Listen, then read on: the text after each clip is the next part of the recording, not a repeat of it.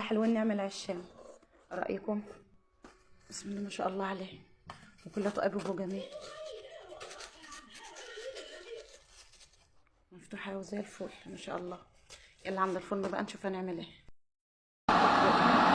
النار عالية زي ما انت شايفة من الجنب كده، ومن تحت بتهديه. هو ما شاء الله مع نفسه بيشيل في سواق. وده حبايبي شكله بعد ما طلع من الفرن، بسم الله ما شاء الله، مفتح وجميل ما شاء الله، بألف هنا وشفا يا رب. ما شاء الله كليته، بسم الله ما شاء الله عليه.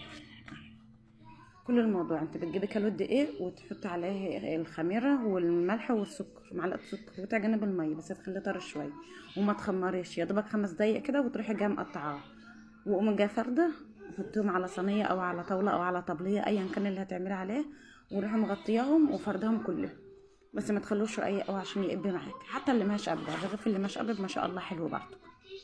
وتروحي جايه مولعه الفرن وهدي النار قوي من تحت، يعتبر يعني زي الوناسه كده.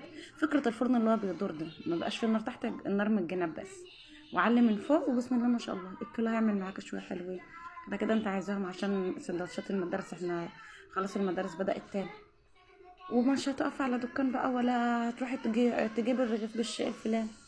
ويبقى الف انا وشوفها يا رب، واللي عنده استفسار يبعت لي في التعليقات، نصلي على النبي في التعليقات برضه.